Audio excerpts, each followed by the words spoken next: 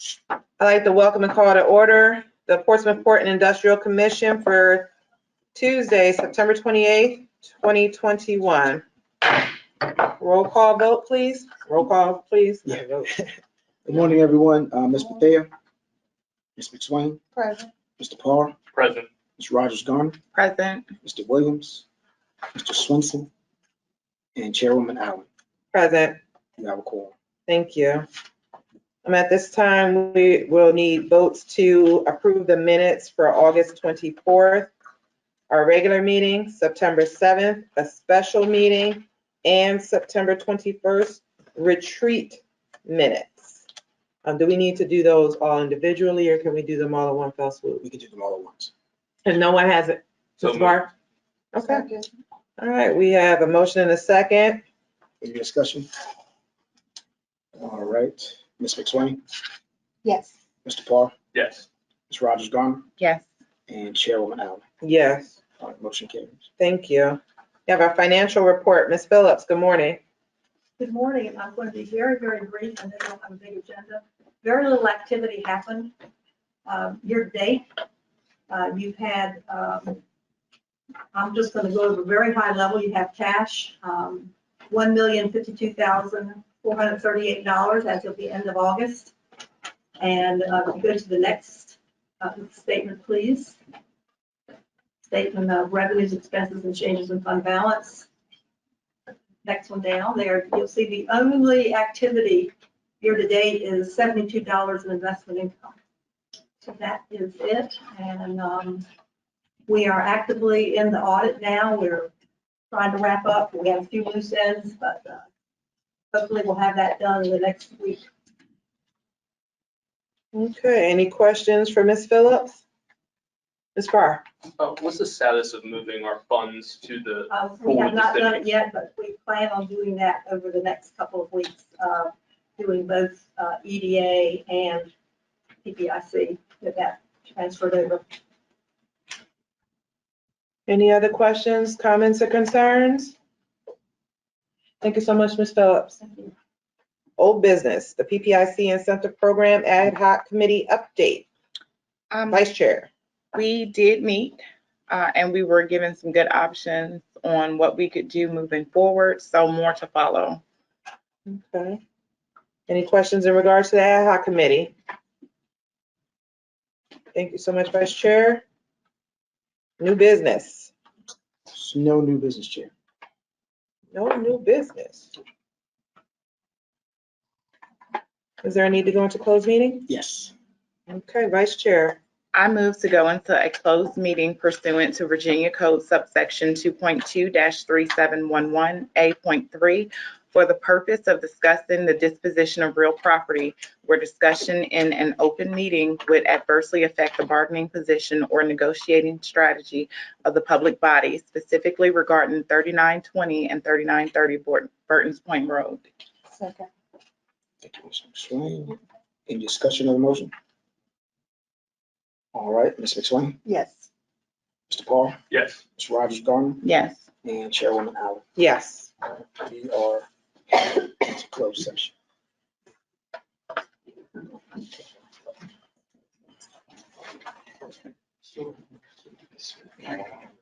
This conference will now be recorded. I hereby move that each commissioner certify that to the best of his or her knowledge, only public business matters lawfully exempted from open meeting requirements under the Virginia Freedom of Information Act, and only such public business matters as were identified in the motion by which the closed meeting was convened were heard, discussed, or considered in the closed meeting just concluded.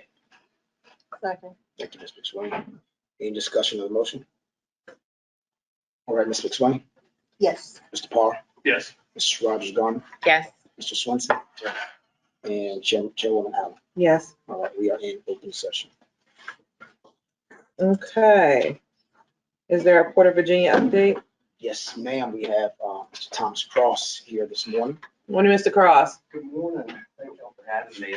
I'll be brief. I think the last time I saw y'all, we were doing free port tours. Prior to that, Chris was out. He is out today, unfortunately, in Austin, Texas.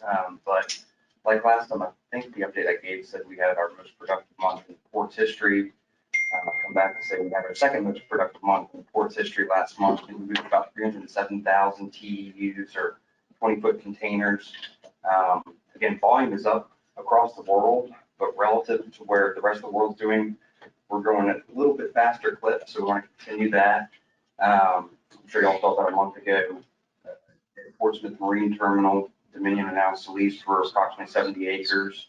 So offshore wind's continuing to progress. Again, volume's up everywhere. What can we do to try and capture a little bit more market share along the East Coast? It's kind of prerogative right now. Again, New York, New Jersey are a little bit bigger, and Savannah. What can we do to capture more of that cargo and drive business to the Commonwealth? So again, happy to answer any questions, but second most productive month in history, most productive August. And that's not compared to last year. Obviously, last year was pandemic, so volume was down everywhere. But again, good news. Keep churning. Thank you. Any questions for Mr. Cross? Thank you so much, sir. Okay, items submitted by commissioners. So this is the time where commissioners submit items to staff, and then the next item is report backs. So we'll comment on what you all asked for before. Anybody have anything new they'd like to submit to staff? Would it be possible to get a timeline of our 3930? Like just a one-pager timeline of what's happened over the course of like the last 10 years? I think we can do that. Well, since we acquired the property in 2014. Yes. So yes, we can get that. For 3930 or both properties? Could we do it for both? And just take a note that we wanted to pursue an appraisal for 3930. Yes. We'll come back in October with those quotes. Anything else for submission to staff? Hearing none, report backs. Okay, so from a report back standpoint, along those same lines, 3920, 3930 Burns Point Road, we have set up for your October meeting a presentation from Mr. Randy Sturgeon with the EPA. We are still working on whether he will join us virtually or whether he join us in person. Mr. Sturgeon is out of New York, Philadelphia. We'll see how that will work, but Mr. Sturgeon will make a presentation regardless at your October meeting. And then you can, he will certainly provide, I think that'll be timely because when we bring back the timeline, he can speak to those questions you may have with regards to that timeline and those things that happen. Mr. Sturgeon has been with us the entire process, if I'm not mistaken, from acquisition to cleanup to now. So he'd be a great resource for questions for you. Would it be prudent for us to have some questions already submitted to him so that he's prepared for the October meeting? Certainly that's the desire of the board. Your thoughts on that? I'd hate for him to be here for this period of time and then we have questions that he may not be prepared to answer at that time. So I want to make as effective use of his time as possible. Could we receive the timelines for the properties in 2 weeks from now? And then that would give us a week to submit questions and then a week for him for the next meeting. You see what I'm saying? Is there anything specific you want included in the timelines or you just kind of want everything? Just any actions by PPIC or the city, EPA, anything that's happened, any transactions for those two properties. I think once we see those, we can formulate, we'll know if we have questions. Okay. So staff will work to get that to you within 2 weeks. So by not this Friday, but the following Friday. Does that work? Yeah. Okay. What's the following Friday? That will be the 8th, I believe. Does that work, Jeff? By October 8th? Yeah.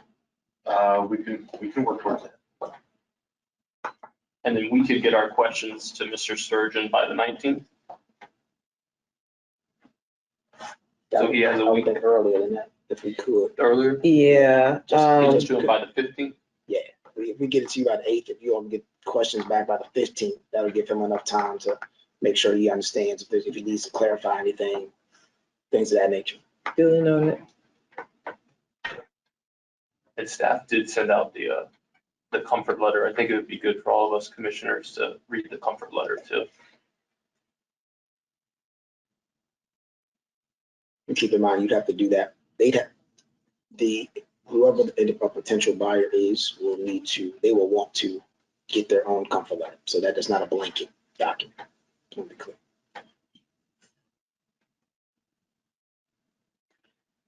Okay, any other report backs?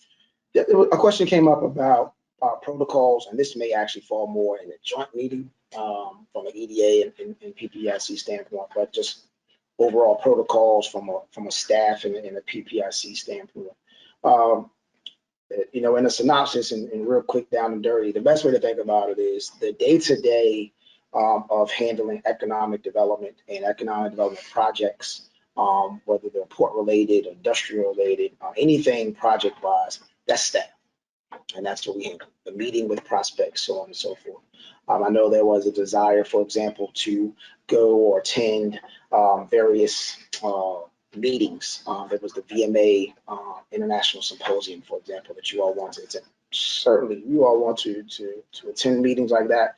I think it's a great learning opportunity for you all. The meeting with prospects kind of thing, that's where that line gets a little blurry because you do not want to have anything that could appear to be impropriety or something, and someone saying that, well, this commissioner told me I can get X. What staff typically does is when there's a need and an opportunity to share a project, especially one that may be affected by whether it's an asset that a board may have, and I want to say board, either EDA or PPIC. So if again, someone comes in and inquiring about, and we have potentially a deal on your property, we come to the PPIC. If there's a question or desire about an incentive, when we get the incentive set up, that's when we come to the PPIC and get your input, so on and so forth. Or if there's just something to share that falls in that category of again, that maritime distribution, logistics, industrial type aspect. That's when we come to the PPIC and say, hey, here's what we have, here's what we're doing. But from the day-to-day relationship management aspect of things, that's all staff.